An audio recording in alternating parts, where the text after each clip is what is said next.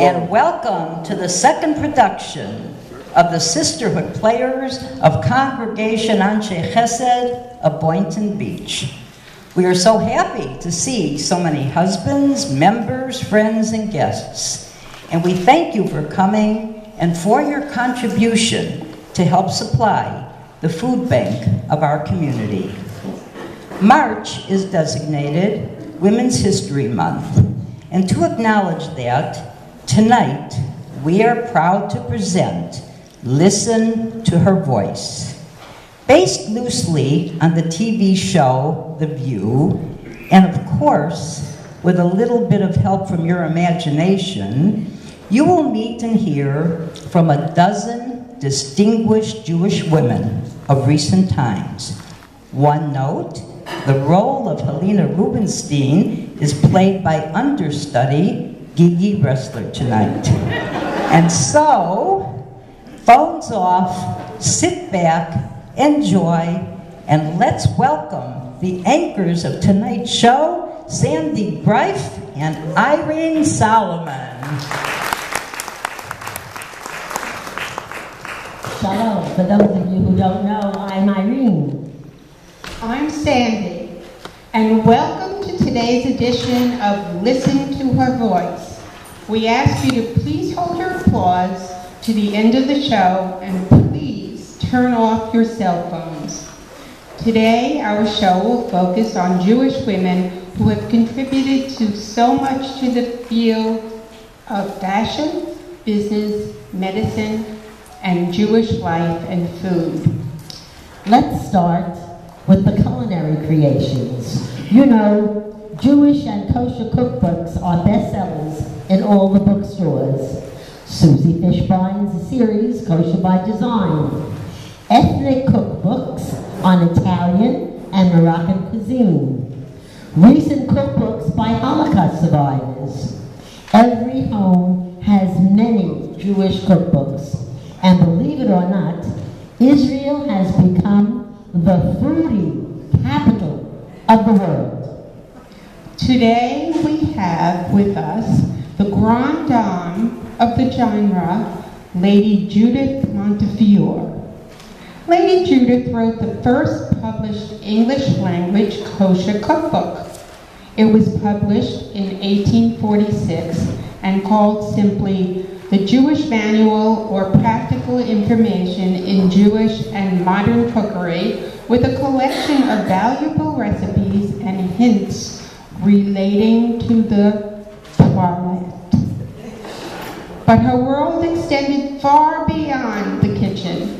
She was the wife of Sir Moses Montefiore, who was knighted by Queen Elizabeth and closely related to the Rothschilds. The globe-trotting couple made their first of many visits to Eretz Israel in 1827, and in 1838 they established the first settlement, Yamin Moshe, outside the walls of the old city, which sparked the growth of the new city of Jerusalem. Today we present kosher cookbook author, philanthropist, Zionist, and British Jewish royalty, Lady Judith Montefiore.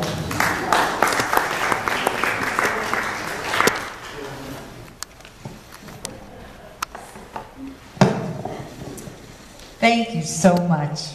I see you've included in your book many Eastern and Western recipes. Yes, my husband is Sephardi, and I am Ashkenazi. So naturally, I am interested in all kinds of cuisine. In my book, it seems it's just so hot right off the press. I've included traditional dishes and exotic ones too, like pheasant and partridge. We always followed the laws of kashrut, and we traveled with our own shochet. I suppose nowadays, many of the recipes would, in truth, contain too much cholesterol. But it sure didn't affect my husband. He lived to 100 years old. Your tips on health and beauty in 1846 were so helpful and timely. I hope you won't mind sharing them with our audience. My pleasure. In fact, in my book, I devote a chapter each for the betterment of a lady's complexion, hair, teeth, and dress. Ladies, a fine complexion is best ensured by habitual use of soft water. As you know, water is the most wholesome of all beverages. Liquor, strong tea, and coffee should be avoided. And of course, you must stay away from the scorching sun. Pay strict attention to your diet and exercise daily. Lady Judith, do you have hints for the hands? Why, certainly. I suggest wearing kid gloves at every opportunity. Lady Judith, what do you view as the secret of feminine beauty? Ah, the secret of true feminine beauty? Well, in the tradition of our Talmud, let those who are most eager to produce a favorable expression cultivate one's moral, religious, and intellectual attributes. By the way, I'm happy that in my 1846 book, The Jewish Manual, which is the first printed kosher cookbook, it can also be found in the library of the yeshiva in Skokie, Illinois. Thank you so much for being with us. And now to join Lady Montefiore, we are proud to present two Jewish ladies whose names are synonymous with good food. And here they come now.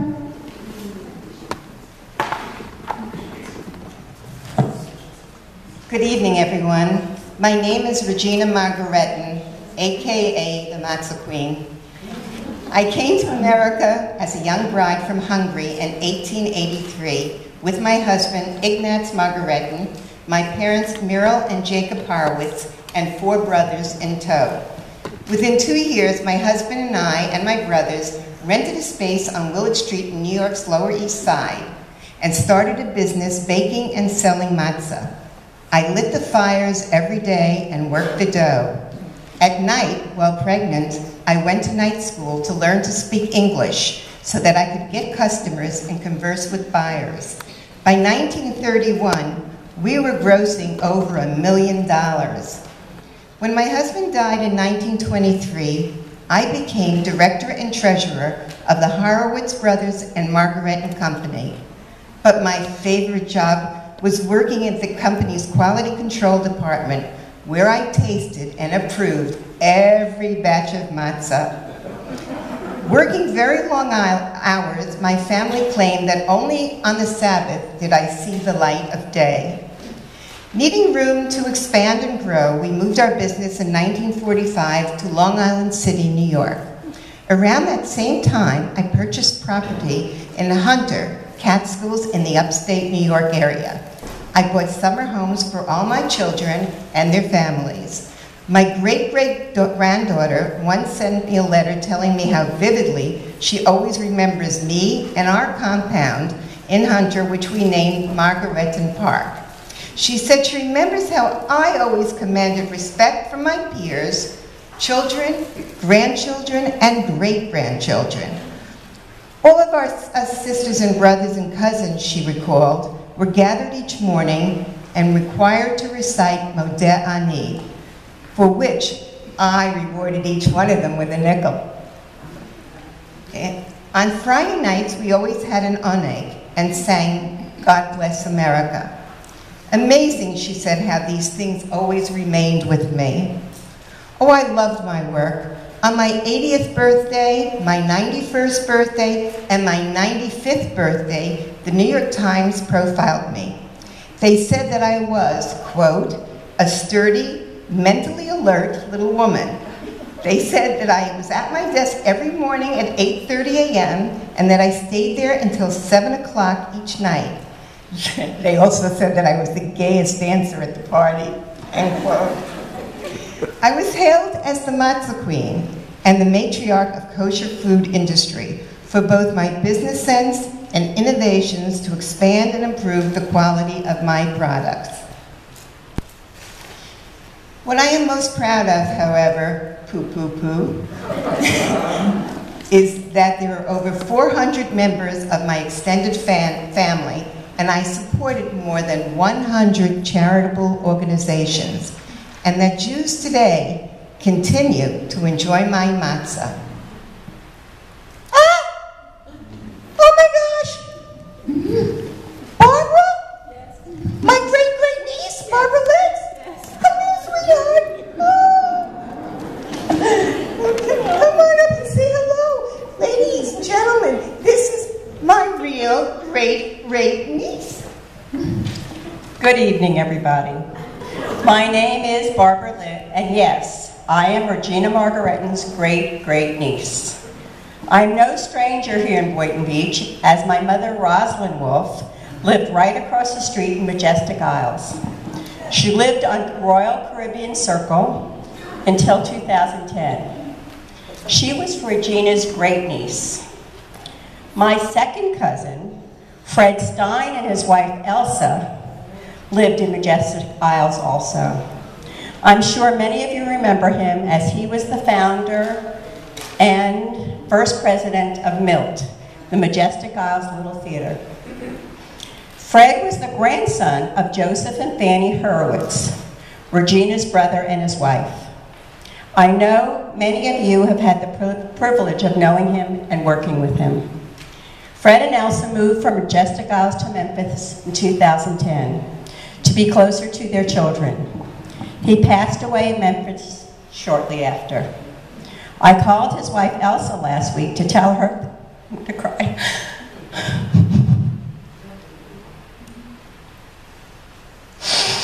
I called his wife Elsa last week to tell her of this play. She was so excited to hear about it.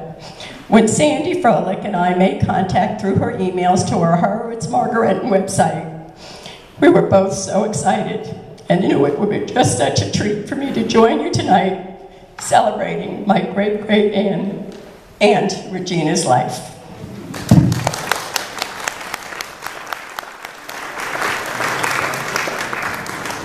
Thank you so much.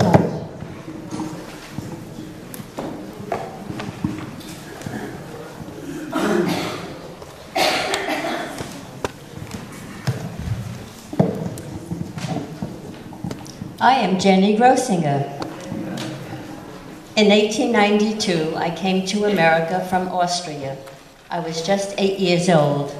At 13, I left school to work in a garment factory.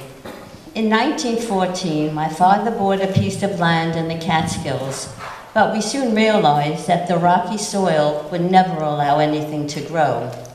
Since my mother, Malka, was a good cook, I suggested we take in boarders. In that first year, we made a grand profit of $81. Things went well. In 1919, we bought a hotel, which several years later we turned into a fancy resort with a children's camp, tennis courts, crystal chandeliers, and an auditorium where we had, and I kid you not, the best entertainers in the whole wide world. For East Coast Jews who were doing well, Grossinger's was the place to be seen. During the Depression, when things got really tough, we opened a training camp for boxers, which gave us a livelihood, which we gave our guests a Jewish atmosphere. And Jenny, what happened after the Depression? Let's see. In the 30s and 40s, our guests included Eleanor Roosevelt, Nelson Rockefeller, and many other high-class people. Did you know that Eddie Fisher was discovered by Eddie Cantor at our resort in 1949? I published my best-selling cookbook, The Art of Jewish Cooking, which included the recipe for my famous knishes and chicken soup. They are delicious. In 1968, Governor Rockefeller designated June 16th as Jenny Grossinger Day in New York. He did this in recognition of all my humanitarian work in America and in the new state of Israel, where I built a clinic and convalescent home, but he especially recognized what our resort did for New York State, which, truth be told, was really to help our own Jewish people. And in 1985, the family sold Grossinger's, and now it's just part of history.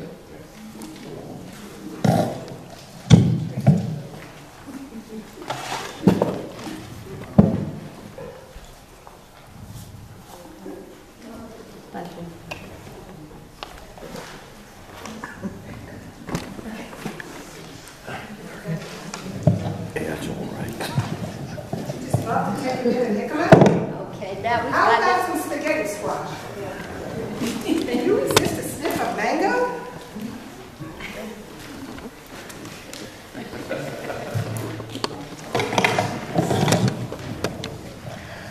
I am Frida Kaplan, and in the early 1960s, I started importing fruit from New Zealand and selling it in Los Angeles. People went wild. I called them Chinese gooseberries at first. The first year, I sold 2,400 pounds, and by the 1980s, after I changed the name to Kiwi and put instructions on a new package of how to prepare and eat it, I was selling over 1 million pounds of kiwi. It was a time when consumers were clamoring for more specialty foods. So I gave them enoki mushrooms, alfalfa sprouts, coyote squash, and broccolini. People didn't know what to do with all the exotic fruits and vegetables. So I put recipes on the package along with my name, Frida. My company was the first woman-owned and operated wholesale produce company in America. In 1987, I, Frida Kaplan, was named the Outstanding California Woman in Business. These days, I run the business with my 2 daughters, and we're always on the lookout for new recipes for the sophisticated palate. Just visit my website at fridas.com. Thank you. Irene, looking back in Jewish history, who can match these women for business acumen? In the 1500s, the chief executive officer of one of the biggest fortunes in Europe was a Jewish woman. It is a privilege for me to welcome Donna Grazianazzi. Gracias, Signora Irene. Mi vida, my life as a Jew, started when I was a young girl. At my birth in 1510, I was baptized to protect myself and my family, but my name is Chana Nasi. Imagine the worry of the hidden Jew during the Inquisition. Christians by day, we practiced our Judaism in the cellars of our homes after we were forcibly converted. Mi madre always lit Shabbat candelitas in a secret place and then blew them out right away so no one should smell them burning and question us, or worse yet, turn us in. I married another crypto Jew, but was a widow by 26. Oh, so young, and with a little daughter to take care of. Under all these difficult circumstances, I took strength and left Portugal, hoping to find a better life for my little girl, Reina Malca. And where did you go after Portugal? We traveled to Antwerp, where I joined my brother-in-law, and we made good business, very good. Banking, spices, especially pepper, and shipping. When my brother-in-law died, I was 32 and running one of the most successful businesses in all of Europe. I was friends with kings, and all the while I used what I had to help other Jews. My own ships transported refugees from the Inquisition to safe haven. Donna Grazi, you traveled all over, Antwerp to Vienna, and on to Ferrara, where you openly declared your Judaism, and as the patroness of the arts, you sponsored the writing of many Jewish books in Hebrew and Portuguese. Yes, we did move around quite a bit. In 1553, at the age of 43, I was invited to Constantinople by Suleiman the Magnificent, the great leader of the Ottoman Empire. Each day in Constantinople, I would welcome 80 impoverished Jews to eat at my table. And while in Constantinople, I was able to organize a boycott of Ancona, a port city in Italy, in protest of the murderous Inquisition. Donna Gracia, did your friendship with Suleiman help you or the Jewish people? It was because of my friendship that I was able to lease the entire city of Tveris to re-establish Jewish life in Eretz Yisrael. It may sound familiar to you in the 21st century, but in 1564, we had a wall constructed to provide security. I created business opportunities for the settlers by planting mulberry bushes for silkworms to encourage the growth of the silk industry, so people could have a livelihood while studying in the Talmudic Academy, yeshiva, which I also opened in Tiberias. Thank you, Donna Grazia. Unfortunately, illness stopped Donna Grazia's work.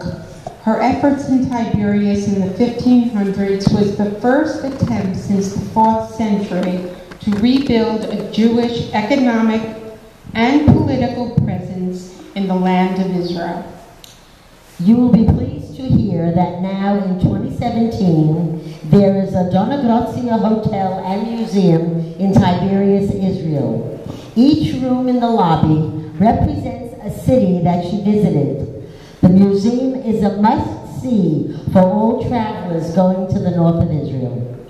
Irene, let's meet some businesswomen from our own day. Have you ever met Ruth Handler?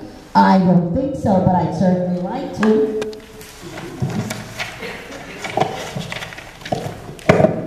Hi, I'm Ruth Handler. At the International American Toy Fair in 1959, I unveiled one of the most beloved toys of the 20th century, the Barbie doll, which I named after my 15-year-old daughter, Barbie. Little did I realize that it would rocket Mattel Toys into overnight success. At first, some feminists condemned Barbie, saying I was promoting an unrealistic body shape. But to me, Barbie was a way for girls to imagine themselves as adult women. Then after Barbie, we came up with Ken, named for our son, and other dolls named for our grandchildren. At the height of our success in 1970, I was diagnosed with breast cancer. I was so unhappy with any prosthesis then available that I invented my own and called that new company Nearly Me. Women throughout the world have thanked me for helping to improve their self-esteem after cancer. I felt so pleased to be named the UJA's first woman of distinction and to be inducted into the Toy Industry Hall of Fame. Those are wonderful accomplishments, Ruth. In addition to Ruth Handler, we are lucky to have with us today two others, and you both had a hands-on approach to running your empires. Did you have any time for anything else? Why, yes. I was always interested in the welfare of Israel, so I created a foundation to provide funds for health, medical research, and rehabilitation. We support the American Israel Culture Foundation and award many scholarships to Israelis. And of course, I funded the Helena Rubinstein Pavilion of Contemporary Art in Tel Aviv. My collection of miniature rooms, which is a treasure to me, is on display there. True, I was a very ambitious businesswoman, but I raised my two sons with strong social conscience. My son, Ronald Lauder, has served as the national chairman of the Jewish National Fund. He is the chairman of the World Jewish Congress and almost single-handedly resurrected what was left of the Polish and Eastern European Jewish community. He now supports nearly every Jewish educational endeavor in Eastern Europe and recently bought The Woman in Gold painting by Gustav Klimt for a mere $135 million to keep it in Jewish hands. My products and Ralph Lauren jeans are sold in more developed countries than any other American products. Thank you both for your contributions to the worlds of beauty and philanthropy. You both thrived in all aspects of your work since both of you lived to enjoy nearly 100 birthdays. So much of the fashion industry is headed by Jewish women. Does anyone here know who Hannah Golofsky is? No? Well, she introduced us to the concept of separates. You know, the tops and the bottoms don't have to match. Well, she's Anne Klein. And Ida Cohen Rosenthal, after World War I, developed a brand new undergarment, the brassiere. She named her company Maidenform. And then there's Judith Lieber, the refugee from Budapest. She made magnificent handbags that are sold in fine stores everywhere, and even included in museum collections. In 1953, Mamie Eisenhower carried one of those most magnificent bags at her husband's inauguration, and so have most of the following First Ladies. Whoa! So from food, fashion, and business, we will now switch to the medical segment of the day. Here to tell us a fascinating story, one of chemistry and controversy, are Ann Sayer, the biographer of Dr. Rosalind Franklin, and the great Dr. Franklin herself. Dr. Rosalind Franklin's work was crucial to establishing the structure of DNA, and yet she was denied a Nobel Prize. Let her speak for herself. I was born in London in 1920 into a family with a strong Jewish background. When I was growing up, my parents took in 2 Jewish children from Nazi Germany, and I shared my room with a woman whose father had been sent to Buchenwald. My grandfather, Arthur, stipulated in his will that only those descendants who married Jews would inherit any of his estate. And my great-uncle, Herbert Samuel, was the first High Commissioner of Palestine. I excelled at science and earned my PhD in physical chemistry from Cambridge in 1945. Rosalind then spent 3 years in Paris, where she learned X-ray diffraction techniques. In 1951, she returned to London as a research associate at King's College. That's where she met scientist Maurice Wilkins. Both of them were working on DNA. We were peers, but he treated me as an assistant. In those days, that's just how it was for both women and Jews in the university. Rosalind's X-ray diffraction pictures of DNA were published in Nature magazine in April 1953. Maurice Wilkins shared her data without her knowledge with Professors Watson and Crick at Cambridge. It was on a visit to the United States in 1958 that Rosalind began to experience severe pain, and she soon learned that she had ovarian cancer.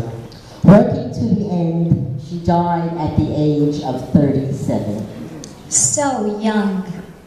It was shortly after her death that the Nobel Prize was awarded to Wilkins, Crick, and Watson for the discovery of DNA's double helix. Not one word was mentioned of Rosalind Franklin. The discovery of the structure of DNA would not have been possible without Rosalind Franklin's landmark imaging work. My book, Rosalind Franklin and DNA, which was published in 1975, is devoted to promoting Rosalind Franklin's groundbreaking and earth-shaking contribution. I'm delighted to report that the name of the medical school in North Chicago has recently been changed from Chicago Medical School to the Rosalind Franklin School of Medicine. That is certainly an honor well deserved. And I'm proud to say that other Jewish women have won Nobel Prizes in recent years. Gertrude Elion, Rosalind Sussman Yalo, Rita Levi Montalcini, all won for medical discoveries that have bettered mankind. Now, it is my pleasure to introduce two great women of valor from the same mashpacha, but separated by 2 centuries. Here come Gluckel of Hamelin and Bertha Pappenheim of Germany. What a special yichus, honor, to have an ancestor like you, Gluckel of Hamelin. I, Bertha Pappenheim, have held you as a role model all my life. Gluckel wrote her memoirs in 1689. She couldn't have realized then that they would become a most treasured resource for historians, sociologists, and lay leaders. We learn from Gluckel's memoirs about Central European history, the role of women, and the impact of a false messiah, Shabtai Tzvi, and the panorama of Jewish life in the cities throughout Europe in the 1600s. Danke, Elise. Ich bin ungeheuer schreiben. I started writing at the age of 46 to overcome the melancholy, or what you mothers call depression, that I felt after the death of my husband of 30 years. I wanted our children and grandchildren to know their family background, their roots. Tell us about your personal life. Ich bin geboren in Hamburg. I was born in Hamburg in 1646. I was educated in Cheder. I learned Torah, Tzenerena, the Yiddish Bible, the book of ethical behavior, and the Tichnot, the woman's devotional prayer. Well, at 12, I was engaged. And at 14, I was married to Chaim of Hamelin. We moved to Hamburg, and we had 12 children to become, and I became advisor to Chaim and his business and all his business matters. Gluckel, your deep faith is so clear in your book. You wrote about how your husband had a fixed time for Torah study, how he prayed with kavanah or fervor, and treated you with such love and respect. Ja, richtig. After my Chaim died in 1689, I carried on his business and financial enterprises, but my special concern was finding matches, shidduchim for our 12 children, which took much of my time and took me in the middle of the social life of the community. The instructions you gave your children about how to serve God and the ethical will you wrote impress me to this day. We tun nicht reden. Do not talk other things when you say your prayer. Should God be kept waiting while you do your business? Ever timely advice. Danke. Thank you, but I'm also so proud of you, Bertha Pappenheim. You were an early social worker and the leader of the German Jewish feminist movement of the 20th century. Gluckel, why don't you tell us about your descendant, Bertha Pappenheim? Bertha was born in 1859 in Vienna into a wealthy Orthodox family. She enjoyed intricate needlework and was an accomplished horsewoman. In her early 20s, she suffered a mental breakdown and she was treated by Dr. Joseph Breuer, the mentor of Sigmund Freud, Dr. Sigmund Freud. In their seminal and renowned work, Studies in Hysteria, Bertha is referred to as Anna O. Her case is regarded to this day as the major breakthrough in psychoanalysis. Baruch Hashem, thank God, I recovered. I then moved to Frankfurt to become the headmistress of an orphanage. In 1904, I founded the Jiddischer Frauenbund, the Jewish Women's Federation. Bertha believed that greater participation by women in this community would prevent Judaism's decline. And by the late 1920s, 50,000 Jewish German women had joined this group. Later, she organized relief work and aided refugees in Galicia, Romania, and Russia. Glucko, please tell us more about Bertha. Bertha was a fearless, even heroic advocate for Jewish women. Some Jewish men were selling poor Yiddish Mädchen from Galicia through white silver, and she exposed those unscrupulous individuals. In 1914, near Frankfurt, I founded a home for unwed Jewish mothers and their children. The home was kosher, of course, because I was observant, and I became a mother figure to all of these unfortunate girls. One day, in 1936, one of my workers reported to the Gestapo that a girl at the home said that Hitler looked like a criminal, which he did, and the Nazis came to interrogate me. Probably because I was so ill at the time, they let me go. What a remarkable life. Yes, and yes, Bertha, thank you for translating my book from Old Yiddish into German. In 1954, the West German Post Office issued a stamp that read, Bertha Pappenheim, Helper of Humanity. Is it any wonder that Bertha Pappenheim is known as the greatest Jewish woman in Germany between the two world wars? Thank you, Glauco Hamlin and Bertha Pappenheim, for sharing your incredible stories with us today. Is there a recent woman living today whose accomplishments can match these women? I think so. What a privilege to welcome our final guest for this evening, Ruth Gruber. Good evening, one and all. My life has been so blessed, and I'll tell you some of its highlights. I was born in 1911, and I earned my PhD at the age of 20.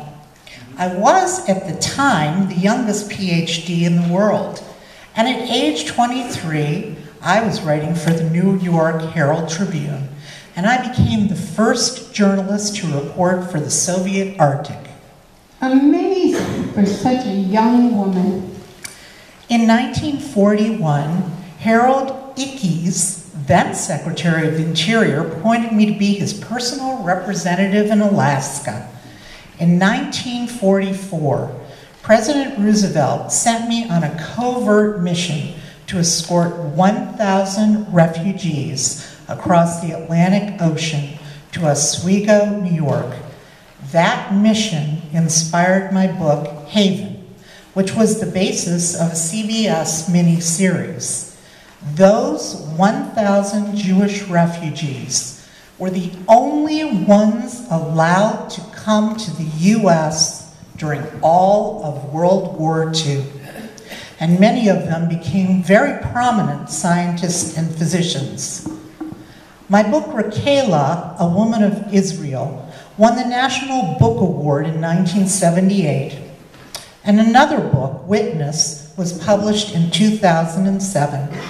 And I was 97 at the time. And through all the years, I wrote a regular column for Hadassah magazine.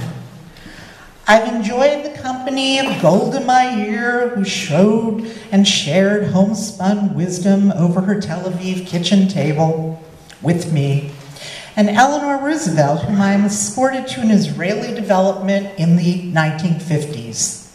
Ben-Gurion even called me a Berea because I got the job done. I received so many honors, including one from the Simon Wiesel Center for outstanding services to Jewish people. And oh yes, I did marry at age 39 and have been blessed with 2 children, 4 grandchildren, and many descendants. Ruth Gruber passed this past November at the age of 105. In the words of Blue Greenberg, Jewish women have made enormous contributions to Jewry, to humanity, and to the world. Our guests on today's edition of Listen to Her Voice reflect multiple and magnificent contributions, and our lives are so enriched by their endeavors. What a great audience you have been, ladies and gentlemen. But let's give a hand to our wonderful participants for today's show.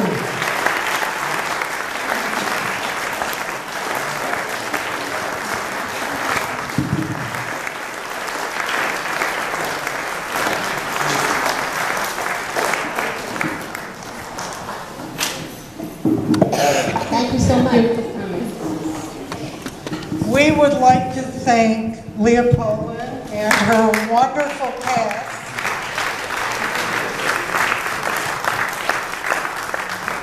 for this beautiful production.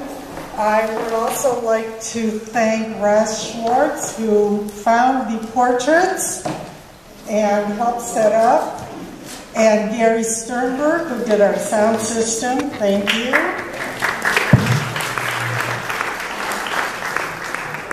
And also, I would like to thank Richard Barth. This is Esther and my last event as Sisterhood co-presidents.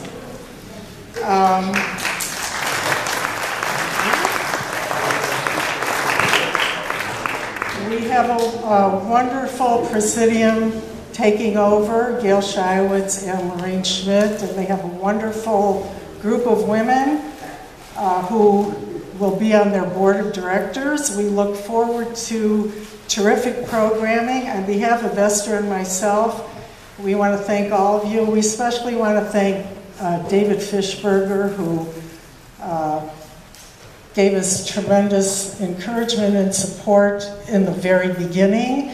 And Howie, thank you for listening to us every time we have an issue. And now I'd also like to thank our Anshe Chesed Iron Chef Naomi, who has prepared pies. So for Pie Day. And I also want to thank our good friend Hans Froelich, sitting here in the front row, videotaping everything, and the wonderful relatives of Regina Margaretten who came. Thanks to Sandy Froelich, you added so much. Thank you, Gary. You authenticated everything we said. Thank you. I think we can now adjourn and have our pie for Pie Day.